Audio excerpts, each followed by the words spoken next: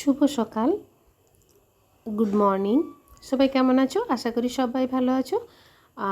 ভালো লাগছে বেশ মিষ্টি আলাপের আর একটি নতুন ব্লগে তোমাদের স্বাগত জানাই। যাই হোক, চলো শুরু করা যাক। আজ সোমবার, সকাল থেকেই রোদ দিয়েছে, রোদ বেশ ভালো রকমই রোদ দিয়েছে আর কি। তো সকালে উঠেই অনেক দিন পর জানলা দরজাগুলো খুললাম, দেখলাম ভালোই রোদ উঠেছে। এখন বাজে প্রায় সকাল 7টার মতো। এই জানালাটা খুললে এই রুমটাতে একটু রোদ ঢোকে। তো কালকে কি হয়েছিল, রাত্রেবেলায় তো জানালাগুলো খোলা থাকে, তো একটা ইঁদুর ঢুকে গিয়েছিল। একটা বা তার বেশিও হতে পারে। তো ইঁদুরটা দেখলাম বেশ ভালো রকমেরই নোংরা করে দিয়েছে সোফাটাতে। সোফাটা এমনিতে ব্যবহার হয় না, ওটা ওখানেই থাকে। কিন্তু দেখলাম যে যেটা বেডশিটের মতো একটা দেওয়া আছে কাভার আর কি, তো তার উপর দেখলাম ইঁদুরের কীর্তি। তাই সকালে উঠে সেটা একটু পরিষ্কার করে নিলাম।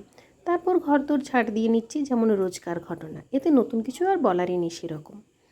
তো এরপর তোমরা বলো, যারা মানে যদি কারোর কাছে আমার এই ভিডিওটা পৌঁছে থেকে থাকে তো প্লিজ একটু কমেন্ট করো। আর আজকে এই যে বিতান আমাকে কদিন ধরেই মানে খুব করে চাইছে, ওদের স্কুলের বন্ধুরা এই তোমার ধরো ট্রেন পেন্সিল বক্স কি cycle pencil box, motor cycle pencil box, aeroplane pencil box, মানে এইরকম চাকা দেওয়া পেন্সিল বক্স নিয়ে যাচ্ছে। তো ও কদিন ধরে বায়না করেছে যে তোমাকে একটা পেন্সিল বক্স এনে দিতে হবে, চাকা দেওয়া পেন্সিল বক্স, মানে পেন্সিল ঢোকানোর জন্য নয়, বন্ধুদের সাথে খেলার জন্য আর কি।